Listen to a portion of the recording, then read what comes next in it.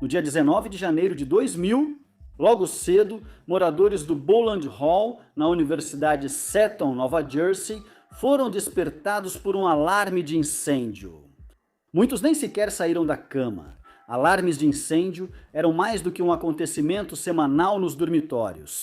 Geralmente, era só alguém fumando escondido ou queimando torrada em uma sala.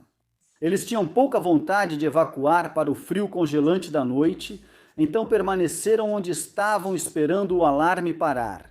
Mas o alarme não parou. E logo, para o horror dos 700 moradores do prédio, o som do alarme foi acompanhado pelo som de gritos, berros e clamores de alerta. Vozes do lado de fora das portas de seus quartos, chamando repetidamente: "É real, é real, é real." O Boland Hall é um dormitório no campus da Universidade Seton, uma universidade católica particular de pesquisa em Nova Jersey, Estados Unidos da América. A residência foi construída em 1952 e originalmente se chamava Bishop's Hall, antes de ser renomeada para Boland Hall em homenagem ao arcebispo de Newark, Thomas Boland. O prédio era dividido em duas partes, sul e norte, que podiam acomodar cerca de 700 estudantes. Além dos quartos, o complexo tinha lavanderias, salas de estar e recreação, áreas de estudo, capela e cafeteria. Geralmente, era usado como residência para estudantes do primeiro ano, como um lar para os novos alunos. O Boland Hall era um lugar animado para se viver. Os estudantes passavam o tempo livre nas salas de estar e participavam de atividades sociais organizadas pelos assistentes residentes. Como em toda residência universitária, havia consumo ilícito de álcool, festas e pegadinhas entre os estudantes. Alarmes de incêndio eram uma ocorrência comum no prédio, com o sistema de alarme tendo sido acionado cerca de 20 vezes desde o início do ano letivo, em setembro. Como os simulados oficiais de incêndio, os alarmes eram frequentemente acionados por moradores ao cozinhar, fumar escondido nos quartos ou apenas por diversão. Quando o alarme de incêndio tocou às 4h30 do dia, 19 de janeiro de 2000, poucos moradores do prédio levaram a sério. Alguns, a contragosto, vestiram roupas extras para se proteger do frio de -7 graus Celsius ou 20 graus Fahrenheit e começaram a sair. Outros permaneceram onde estavam e simplesmente esperaram o alarme parar. Aqueles que saíram de seus quartos do dormitório foram, em alguns casos, recebidos com fumaça nos corredores. Em alguns lugares, dentro do prédio. Era uma névoa leve, mas os moradores do terceiro andar ficaram chocados ao encontrar uma fumaça preta densa e turbulenta. Eles foram os primeiros a perceber que o alarme avisava sobre um incêndio real. Não era brincadeira, acidente ou exercício. Em certos locais, a fumaça era tão densa que moradores fecharam rapidamente as portas dos quartos e amarraram lençóis como cordas improvisadas, para buscar segurança. Pelas janelas, alguns, apavorados enquanto a fumaça invadia seus quartos, pularam sem hesitar, sofrendo fraturas. Ao aterrissarem 3 andares abaixo, na grama, outros tentaram fugir pelos corredores cheios de fumaça. Sean Simons, 17, e Álvaro Lanos, 18 colegas de quarto, correram para um corredor tomado pela fumaça.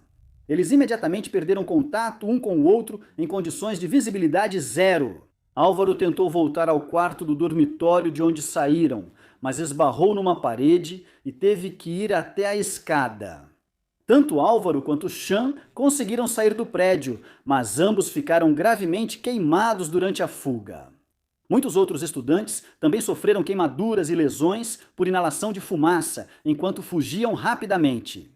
As condições no corredor do terceiro andar ficaram parecidas com as de um forno, com fumaça sufocante e cegante, e paredes e pisos tão quentes que causavam queimaduras ao toque. Alguns assistentes residentes que moravam no local fizeram várias viagens para dentro e fora do prédio, alertando os estudantes sobre o incêndio e ajudando-os a evacuar. Assistentes residentes. Thomas Nugent e Dana Christmas voltaram várias vezes ao prédio em chamas para ajudar na evacuação. Dana ficou gravemente queimada durante o processo. Vários veículos dos bombeiros e ambulâncias chegaram ao local e começaram a transportar os feridos para o hospital. Pelo menos 3 estudantes pularam de janelas de até o 3º andar e sobreviveram com ferimentos.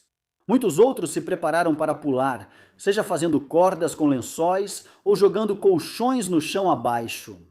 Eles foram resgatados por bombeiros com escadas antes de serem obrigados a pular. No total, 3 estudantes morreram em decorrência do incêndio, 2 por queimaduras e 1 por inalação de fumaça. Eles eram Aaron Carroll, de 18 anos, Frank Caltabolita, de 18 anos, e John Guinta, de 18 anos. Outros 56 estudantes ficaram feridos, 5 sofreram queimaduras extremamente graves e que mudaram suas vidas. Entre eles, Sean Simons e Álvaro Lanos. Ambos ficaram meses em coma, anos em recuperação e com cicatrizes permanentes. Permaneceram muito próximos.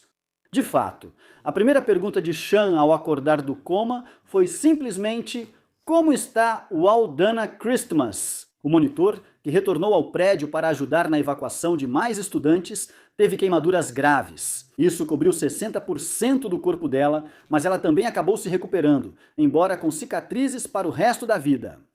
Logo após o desastre, os estudantes do edifício Boland foram realocados em outros lugares do campus, depois de alguns dias. Aqueles que moravam abaixo dos andares danificados do edifício Boland puderam retornar, enquanto cerca de 70 estudantes foram realocados para o restante do semestre. Enquanto uma minuciosa perícia forense era realizada nos andares danificados pelo fogo, parecia que o incêndio havia começado em um salão no 3º andar. O salão era um espaço aberto situado na confluência de 2 corredores. Nessa área, notou-se que vários sofás de madeira queimaram intensamente, indicando ser o possível início do incêndio. À medida que a investigação avançava, ficou evidente que o incêndio não foi acidental. Os investigadores suspeitavam que ele pode ter sido provocado intencionalmente. Lentamente, ao longo de uma investigação que durou anos, a verdade veio à tona. 2 estudantes, Sean Ryan, de 18 anos, e Joseph Lepore, de 18 anos, haviam provocado o incêndio de propósito. Eles tinham a intenção de fazer uma brincadeira. A intenção deles era incendiar uma faixa pendurada na parede do salão. Deixar a faixa fumegar até acionar os alarmes de incêndio, acordando e obrigando os outros moradores a sair do prédio naquela noite muito fria. Eles não tinham a intenção de que o fogo se espalhasse, nem que alguém se machucasse. Os 2 estudantes, ambos embriagados, estavam sozinhos no salão. Ryan arrancou parcialmente a faixa da parede e então acendeu um fósforo. A dupla passou o fósforo aceso de um para o outro antes que Lepore incendiasse a faixa. Os 2 saíram do salão e voltaram para o quarto antes de evacuar o prédio alguns minutos depois. Sem supervisão, a faixa fumegou, depois pegou fogo e caiu da parede sobre o sofá, incendiando-o também. O sofá queimou e o fogo se espalhou para outros móveis na área do salão. Logo saiu do controle, matando e mutilando os amigos e vizinhos dos homens que a acenderam logo em seguida, enquanto o prédio ainda queimava. Joseph Lepore falou com as equipes de notícias no local, descrevendo a fumaça densa que viu dentro do prédio e afirmando que conseguiu encontrar a saída através da fumaça. Ao contrário das outras vítimas do incêndio, porém, não havia fuligem em suas roupas ou rosto, algo que inicialmente causou suspeita por parte da polícia. Eventualmente, sob contínuo interrogatório policial, Lepore e Ryan admitiram o que haviam feito. Durante o julgamento subsequente, eles conseguiram negociar um acordo judicial e foram condenados a 5 anos de prisão cada um. Ambos foram libertados após menos de 3 anos e seguiram com suas vidas. O incêndio provocado intencionalmente por Ryan e os pobres foi a causa do desastre, mas alguns fatores dentro do prédio agravaram seu impacto. O Boland Hall não tinha sprinklers, pois não eram exigidos na construção na década de 1950, o desastre chamou a atenção nacional para o fato de que muitas residências universitárias, algumas abrigando centenas de estudantes, não possuíam sistemas de sprinklers. Nova Jersey se tornou o primeiro estado a exigir sprinklers em dormitórios estudantis. Muitos prédios em todo o país foram equipados com sprinklers como resultado direto do incêndio no Boland Hall. Além da falta de sprinklers, a complacência também tinha sido um grande problema. Os moradores do Boland Hall enfrentaram cerca de 20 alarmes de incêndio durante sua estadia, nenhum deles sendo uma emergência real ou ameaçadora à vida. Por isso, alguns atrasaram a evacuação.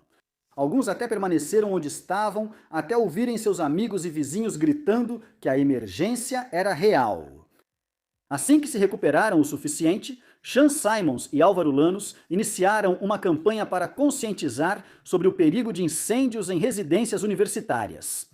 Eles fizeram um filme e viajaram por universidades e outras instituições para palestrar sobre o assunto, espalhando a mensagem de que, embora incêndios sejam raros, eles podem e acontecem, e o Boland Hall agora é um estudo de caso para universidades ao redor do mundo.